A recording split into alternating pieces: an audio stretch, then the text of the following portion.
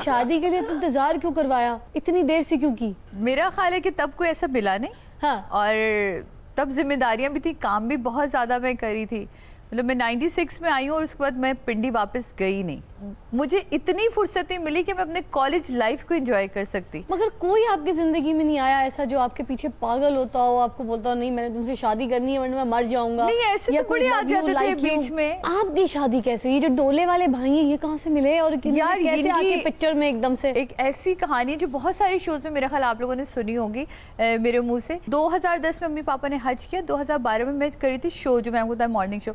तो उन दिनों में एक हमारी बड़ी अच्छी भाभी हैं जो मेरी नंद है हिना, तो उनका मुझे फोन आया कि भाई मेरा भाई जर्मनी से आया हुआ है और मैं उसके लिए ना लड़कियां ढूंढ रही हूँ, कोई लंबी लड़की बताओ। मैंने कहा भाभी मुझे नहीं पता, मैं कोई रिश्ते वाली थोड़ी लगी हुई हूँ। खैर मैंने एक दो और बताया, मैं उनका नाम नहीं बता सकती कि वो लोग वहाँ गए, उनको नहीं समझ आई। तो कहेंगे यार मेरे भाई को ना कुछ समझ नहीं आया, जरा तुम उससे फोन पे बात करो। उन दिनों बल्दिया टाउन वाला वाकया हुआ था, मैं वो कवर कर आई थी। तो मेरा दिमाग वैसी वो सारी स्मेल और वो चीजें और इतने लोगों को आप देखें, मैं किसी और ट्रांस में थी। मैंने फोन लिया, मैं कहते नहीं गुस्सा निकाल दिया। मैंने कहा तुम होते कौन हो किसी को रिजेक्ट करने वाले? लड़की ने हील पहनी तुम्हारे बराबर आ जाने, तुमने पहाड़ से शादी कर लो जाके। अगर तुम्हें इतनी मुझे को गुस्सा मुझे चढ़ा था। लंबी लंबी लंबी लंबी कितनी लंबी लड़की? मैं कहा तुमने छतें साफ करवानी है लड़की से? करवाना क्या है तुम्हारा काम? तुम्हारा रेस्टोरेंट का है, तुम मुझे बताओ। अब वो बेचारे की मैंने सुनी नहीं, मेरा शायद सारा गुस्सा जो वो सारा वो था। और बाद में मुझे एहसास हुआ कि मैंने इंतहाई बदतमीजी करी, लेकिन अब तो हो गई जो है। मैंने कहा देखें अब आप फिर अपने तौर पे खुद ही लड़ी थे, जो मैं आपके लिए कर सकती थी कर लिया। बाकी ये कि चीज लड़की हमेशा वो अच्छी होती है जो घर लेके चले। जरूरी नहीं कि आपको सारी चीजें मैच करके मिल जाए, उसके बाद आपका घर बिखरा हो, खूब लेक्चर दे के फोन बंद कर दे। तो 3 दिन बाद मेरी नंद का फोन आया, हमारे भाई को ना तुम बहुत अच्छी लगती है। बहुत कहती हाँ वो हम रिश्ता लेकर आने देते, वो कह रहे मुझे वही चाहिए जिससे मुझे इतनी सुनाई। लंबी नहीं मैंने बोल्ड कुड़ी चाहिए। हाँ कहते मुझे वही चाहिए जो इतना स्ट्रेट बोल सकती है, मुझे वही लड़की। तो वो कहेंगे तुम उससे मिल लो। मैं कहा मुझे नहीं मिलना, अब मम्मी से बात करें। अब मुझे समझ, वो भी नकवी हम भी नकवी, वो सारे दायरे और सारे वो सिगे मिल गए। तो मम्मी ने कहा भाई अब हम तो यहाँ कर रहे हैं। मैं कहा जब आपने फैसला कर लिया तो फिर मुझसे शादी जी भाईजान ने तो आपको गूगल कर लिया। हाँ वो पूरी मेरे पे पूरी, उनको 9-12 शादियां भी मेरी देख चुके थे मुख्तलिफ औकात में जो छपती रही। कभी किसी से शादी हो गई, कभी किसी से शादी होगी, जो मुख्तलिफ मेरे वो चीजें चलती रही, वो सब उन्होंने सर्च कर लिया था।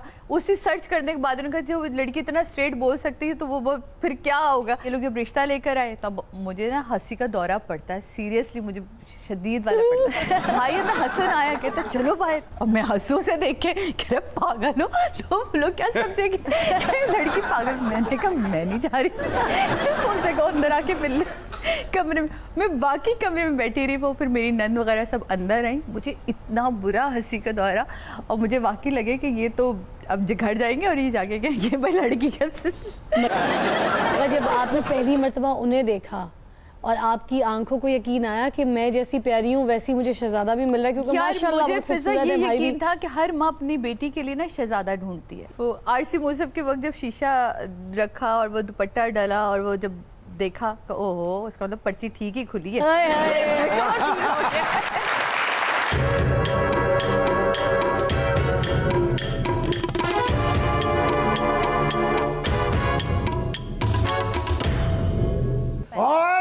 मौला ना मारा तो मौला नहीं मरदा। साडे को नहीं इस गल का जवाब है। चल भाई थक गए हैं तेरे वास्ते बदुआवां कर करके, तू वाकई लेंज। जिस गड्डी च वजदा ड्राइवर मर जाता, ये तो जी मक्खी बैठती वो मर जाती है। ये छिपकलियां वेख के रस्ता बदल लेंदियां, ये नहीं मरन दिया, सारा जमाना मार दिता है। वेखी जे अपने भरा दी दहशत। तेरी दहशत नहीं वेखी, तेरी बो वेखी या तेरी बिस्ती होंदियां वेखी, या फुटपाथ पे बैठे तेरी शेव हुंदी वेखी, या तेरी जमानत कैंसल होंदियां वेखी। ओ वेख्या जे अपने भरा दा खड़ा जेलों बाहर आउंदे ही लाडले नत्थ दे कोलों 4 सीटां खो लईयां ने। तेरे नालों ते MMA चंगी है, जिन्हें ना कुछ कर दिया भी 12 सीटां ले लईयां ने। वो किथे? डाइवो च जनाब, अंदर बड़े नहीं उन्होंने सारी सीटां ना दे। 4 सीटां तेरे को हो गई, अपने चिंगची बना ले। खून तो तू बड़ा माहिर है। बच्चा कुल्फी खा रहा है, उसके माँ बाप को बातों में लगा के उनकी कुल्फी खा जाता है। जे कुल्फी थल्ले डिग जाए तो पूंज क्यों भी खा जाता। ਇਹ ਤਾਂ ਕਿਸੇ ਦੀ ਕਮੀਜ਼ ਨਾਲ ਜਲੇਬੀਆਂ ਦਾ ਸ਼ੀਰਾ ਲੱਗਾ ਵੀ ਉਹ ਖਾ ਲੈਂਦਾ। ਭੈਣ ਸਾਇਆ ਹੀ ਜਾਣਾ ਸੀ, ਮੌਲੇ ਤੇ ਹੁੰਦੇ ਆ। ਸਕੂਲ ਜਾਂਦੇ ਆ ਬੱਚਿਆਂ ਕੋਲ ਟਿਫਨ ਖੋਹ ਲੈਂਦਾ। ਰਾਤੀ ਕੋਈ ਫੋਨ ਸੁਣਨ ਡਿਆ ਹੋਏ ਉਹਦੇ ਕੋਲ मोबाइल खो लेंदा। इतना नैश है ये, रोज अपने घर ना सिरी लेके जाए। बीवी कहती पाए क्यों नहीं लाते हो, कहता है वो कोई सुटदा ही नहीं। और सिरी भी चोरी चुक के ले जाता सी। ये नहीं कि कोई दे दिंदा सी इहनूं सदके दी, नहीं सदका भी इहनूं कोई नहीं दिंदा। ये ते एवें जदों कसाई दा मूंह इधर हुंदा सी ना ते सिंगां तो फड़ के कर आप अपने घर दे विच कुकड़ियां दे पंजे लै गया। फिर एदी बीवी ने क्या मैं नहीं पकाने, कहंदा कोई नहीं मैं इन्हां दे पटाके कट देने। अरे आप सब इससे जेलस है? नहीं नहीं वैसे ही सड़ने हैं। अच्छा, इतना हुनर उसके अंदर आपके अंदर है नहीं, इसलिए जेलस हो रहे हैं। ओए कोई पहला गेस्ट आया जो मौला जट को सपोर्ट कर रहा है। ਇਹਦੇ ਚ ਹੁਨਰ ਕੀ ਹੈ ਕਿ ਦੰਦਾਂ ਨਾਲ ਖੋਤਾ ਚੁੱਕ ਲੈਂਦਾ ਜੀ। ए मुंह जो अग कटदा है। या खुसरे दे कपड़े पा के आप नच लेंदा। ਇਹ ਸਿਗਰਟ ਪੀ ਕੇ ਤੇ ਧੂਆਂ ਕੰਨਾਂ ਥਾਂ ਨਹੀਂ ਕੱਢਦਾ। या मुंह च पेट्रोल पा के कन्ना नू अग ला लैंदा है। सारे तेरे नाल जेलस है। ਤੁਸੀਂ ਠੀਕ ਕਹਿ ਰਹੇ ਹੋ ਮੈਡਮ, ਇਹ ਸਾਰੇ ਹੀ ਮੇਰੇ ਗੈਲਸ ਨੇ। ਅੱਡਾ ਤੇ ਝੰਡੀ ਪੈਂਟ ਪਾ ਨਾਲ पैंट नहीं धोती। ਮੇਰੇ ਮੈਂ ਦੰਦ ਕੱਢ ਦਿਆਂਗਾ ਤੇ ਪਪਾ ਖਾਂਦੀ ਕਿੱਡੀ ਬੁਰੀ ਲੱਗੇਗੀ। ਓਏ ਵੇਖਿਆ ਜੇ ਜ਼ਾਲਮੋ, 3 ਮਹੀਨੇ ਹੋਏ ਨੇ ਸਿਰਫ ਮੇਰੇ ਸਿਰ ਤੋਂ ਪੱਗ ਲੱਥਿਆਂ ਤੇ ਬਿਜਲੀ ਮਹਿੰਗੀ, ਪੈਟਰੋਲ ਮਹਿੰਗਾ, ਸੂਈ ਗੈਸ ਮਹਿੰਗਾ। ਹੁਣ ਵੀ ਕਰੋ ਤਬਦੀਲੀ ਦੀਆਂ ਤਾਰੀਫਾਂ। बोला भाई ਕੀ ਗੱਲ ਏ? बिजली आई नहीं, बिल वध गया 2/3। बोला भाई ਕੀ ਗੱਲ ਏ ਓਏ? किदों वजेगी इस मुल्क च खुशियां दी शहनाई। बड़ी उदास बैठी है मेरी ताई। ਉਹਨੂੰ ਕਿਸੇ ਵੇਲੇ ਮੇਰੇ ਕੋਲ ਲਿਆਈ। ਗੋਸ਼ਤ ਇੰਨਾ ਮਹਿੰਗਾ ਹੋ ਗਿਆ ਭਾਈਜਾਨ, ਕਸਾਈ ਨੂੰ ਜਾ ਕੇ 500 ਰੁਪਏ ਦਿੱਤਾ, ਕਹਿੰਦਾ ਭਾਈ ਨੇ 500 ਸਿਰਫ ਬੱਕਰੇ ਨੂੰ ਹੱਥ ਲੱਗ ਸਕਦਾ, ਇਹਦਾ ਗੋਸ਼ਤ ਨਹੀਂ ਮਿਲ ਸਕਦਾ। ਤੇ ਬੱਕਰਾ ਦੀ ਘੁਰੀਆਂ ਪਾ ਕੇ ਵੇਖ ਰਿਹਾ ਹੁੰਦਾ। ਤੁਹਾਡੇ 'ਚ ਜ਼ਰੂਰਤ ਹੈ ਸਾਲਿਆ ਮੈਨੂੰ ਕੋਈ ਖਾ ਸਕੇ। ਉੱਤੋਂ ਸਾਰਿਆਂ ਨੂੰ ਕਹਿੰਦੇ ਹੈਲਮਟ ਪਾਓ, ਲੌਰੀਆਂ ਨੂੰ ਹੈਲਮਟ ਦਾ ਬੜਾ ਫਾਇਦਾ ਹੋਇਆ। ਜਿਹਦੇ ਪੈਸੇ ਦੇਣੇ ਉਹਦੇ ਸਾਹਮਣੇ ਫਿਰੀ ਜਾਓ।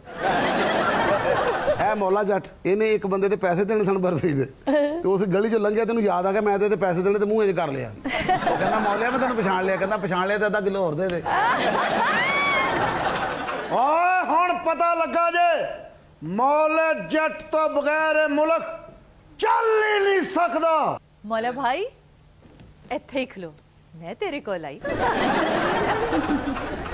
हाँ मौला भाई ਕੀ ਗੱਲ ਏ ਮੁਟਿਆਰੇ? ये लो 10 रुपए और किसी अच्छे शैम्पू से ना आई।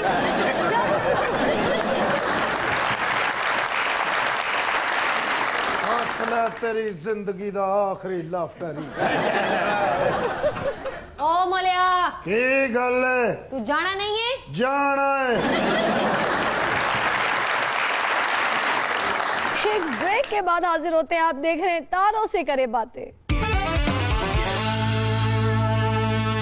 वेलकम बैक, आप देख रहे हैं तारों से करे बातें और हमारे पास हमारे प्यारे प्यारे गेस्ट मौजूद हैं। सबसे पहले हमारी सादिया मम जी और हमारे विक्की साहब। आज आपको शोबिज़ में लाने और कामयाबी की तरफ एक जो सफ़र आपका शुरू हुआ, उसमें आलिया का हाथ, आलिया मामा की बहन, ठीक है, नबीला जी का हाथ और साथ साथ काजिम पाशा साहब का भी हाथ, मगर किसको ज़्यादा आप क्रेडिट दें? नबीला। देखिए अगर उसकी फिजा नज़र ना होती, वो मुझे वहाँ से ना निकालती, तो मेरा ख्याल आज मैं वहीं पिंडी में होती, कहीं लॉयर बनना चाहती थी, लॉयर होती शायद।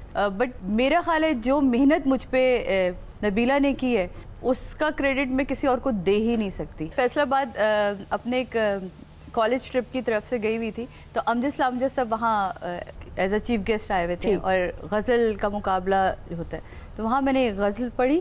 तो अमजद साहब को मुझे आज भी जुमला याद है। अमजद साहब कहते मेरे सारे एक्सप्रेशन देखे, मैं कहते लड़की तुम्हें टीवी में काम करना चाहिए। वो इतनी पुरानी, मैंने कहा ये तो जहन में भी एक बात नहीं आई थी। मैंने कहा मैंने कभी टीवी में करना है या क्या नहीं करना। जब मैंने अमजद साहब का लिखा हुआ ड्रामा लाहौर आके किया और मैं जब उनसे मिली तो मैंने उन्हें याद किया, मैंने कहा आपको याद है फैसलाबाद कॉलेज में मुझसे कहा था अरे तुम वही बच्ची हो। मैं कहा जी मैं वही बच्ची क्या हूँ। बात तो वो कभी कभी कुछ चीजें वाकई आप ऐसे आपको मिल जाती हैं। बेशक, बिल्कुल। किसी की कही हुई बात आपके आगे आ जाती है, सामने आ जैसे कहते हैं ना, जाती है। उसी तरह किसी की ऐसे कही लगता है ना कि हुई बड़ा बोल दुआ। नहीं बोलना चाहिए। हाँ, बड़ा बोल नहीं बोलना चाहिए। मैंने 10 साल पहले जाहिद मियां साहब के सीरियल जर्मनी में किया था और मैंने कहा था कोई 10 करोड़ देगा मैं जर्मनी मर के नहीं आऊंगी। मुझे क्या पता था शादी होके वहीं रहना पड़ेगा। खुदा की कसम बड़ा बोलना चाहिए। सादी जी, आपने बहुत सारे पॉलिटिशियंस और बहुत सारे सेलिब्रिटीज़ के इंटरव्यूज़ किए हैं, मगर आपको पर्सनली किसका इंटरव्यू करते हुए बहुत ज़्यादा मज़ा आया? मुझे हमेशा मेरा ख्याल है सबको ही मज़ा आता है। हम उनको टीवी पे भी जब सुनते हैं तब मज़ा आता है। और वो हमारे अब रेलवे के वज़ीर हैं शेख रशीद साहब। शेख रशीद साहब, है ना, जी, तो वो जी। सिगार पी के जो उनका ख़ास स्टाइल है, मैंने कोई 2-3 इंटरव्यू, अरे I am the only one जिसने उनसे 5000 का नोट सोचे शेख से निकलवाना कितना मुश्किल काम है। मैंने ईदी ली हुई उन सब ने शो में। ਉਹਦਾ ਸ਼ੇਖ ਸਾਹਿਬ ਨੇ ਜਿਹੜਾ 5000 ਦਿੱਤਾ ਸੀ ਉਹ ਤਾਂ ਫਰੇਮ ਕਰਾ ਲੈਣਾ ਚਾਹੀਦਾ ਸੀ। जी जी फ्रेम करवाया। ਜਿਹੜਾ ਫਰੇਮ ਹੀ ਕਰਾਣਾ ਹੈ, ਉਹ ਤੇ ਚੱਲਣਾ ਹੀ ਨਹੀਂ ਹੈ, ਜਲ ਹੀ होना। नहीं उसके साथ बड़ा मजा। जब मैंने वो शो कर लिया ना तो मेरे प्रोड्यूसर बिलाल का फोन आया, सादिया वो शेख साहब आपका नंबर मांगे तो मैं कहा पैसे तो नहीं वापस मांगे। तो वो शेख साहब ने कोई बात ऐसी कहते बेटा वो जरा सादिया देख लेना वो एडिट पे निकलवा दे। मैं कहा शेख साहब बेफिक्र है। 5000 वापस नहीं मांगे, 5 ਦੇ ਉੱਤੇ 5 ਰੱਖ ਕੇ ਵਾਪਸ ਕਰ। शेख साहब ने तो आज तक नाश्ता भी पल्ले से नहीं किया होगा। हाँ ये तो है, पड़ोस वाले करा देते हैं। 6 ਅੰਡੇ ਤੇ ਬ੍ਰੈਡ ਲਿਆਣੀ ਹੋਵੇ ਨਾ, ਜਦ ਤੱਕ ਇਹ ਚੀਜ਼ਾਂ ਸਪਾਂਸਰ ਨਾ ਹੋਣ ਤੇ ਉਹ ਲਿਆਂਦੇ ਨਹੀਂ। ਤੇ ਚੀਜ਼ ਲੈਣ ਨਹੀਂ ਜਾਂਦੇ ਜਦੋਂ ਤੱਕ ਉਹਨਾਂ ਦਾ ਕੋਈ ਵਾਕਫ ਉੱਤੇ ਡਿਊਟੀ ਤੇ ਨਾ ਹੋਵੇ। ਹਾਂਜੀ, ਤੇ ਸਿਗਾਰ ਜਲਾਉਣ ਵਾਸਤੇ ਨਾ ਲਾਈਟਰ ਇਸਤੇਮਾਲ ਨਹੀਂ ਕਰਦੇ। ਫਿਰ? ਅਗਲੇ ਨੂੰ ਕਹਿੰਦੇ ਨੇ ਕੋਈ ਇਹੋ ਜਿਹੀ ਸੜੀ ਗੱਲ ਕਰ ਇਹਨੂੰ ਤੇ ਅੱਗ ਲੱਗੇ। ਉਹ ਤੇ ਇੰਨੇ ਕੰਜੂਸ ਆ, ਉਹਨਾਂ ਨੇ ਸ਼ਾਦੀ ਵੀ ਨਹੀਂ ਕੀਤੀ ਕਿ ਖਰਚਾ ਹੋਣਾ ਹੈ। ਬਹੁਤ ਆਦਮੀ ਦੁਨੀਆ ਦਾ ਜਿਹੜਾ ਆਪਣੇ ਵਾਲ ਆਪਣੇ ਗੋਡੇ ਤੇ ਰੱਖ ਕੇ ਧੋ ਲੈਂਦਾ। शेख साहब रेलवे के मिनिस्टर लग गए ना, अब आप देखना ट्रेनों के 2-2 डब्बे कम हो जाएंगे ਕਿਸ ਵਜ੍ਹਾ ਸੇ? कंजूसी की वजह से। ਹਾਂ ਜੀ, ਉਹਨਾਂ ਨੇ ਤਾਂ ਇੰਜਨ ਤੇ ਸੁਣਿਆ ਹਾਰਨ ਵੀ ਘਟਾਤੇ ਨੇ। ਡਰਾਈਵਰ ਨੂੰ ਕਿਹਾ ਤੂੰ ਮੂੰਹ ਨਾ ਕਰਨਾ ਪਾਂ। ਹੋ ਸਕਦਾ ਇੰਜਨ ਕਢਾ ਦੇਣ, ਖੋਤਾ ਅੱਗੇ ਲਾ ਦੇਣ, ਇਹ ਲੈ ਕੇ ਜਾਏਗਾ। किस वजह से? ਕੰਜੂਸੀ ਦੀ ਵਜ੍ਹਾ ਤੋਂ। ਚਲੋ ਇਸ ਬਹਾਨੇ ਖੋਤਿਆਂ ਦੀ ਤਾਂ ਜਾਨ ਬਚੇ। आपको अपनी फिक्र पड़ गई है ना। ਤੁਸੀਂ ਖਾ ਕੇ ਜਿਹੜਾ ਤੁਸੀਂ ਅਸਰ ਕੀਤਾ ਹੈ।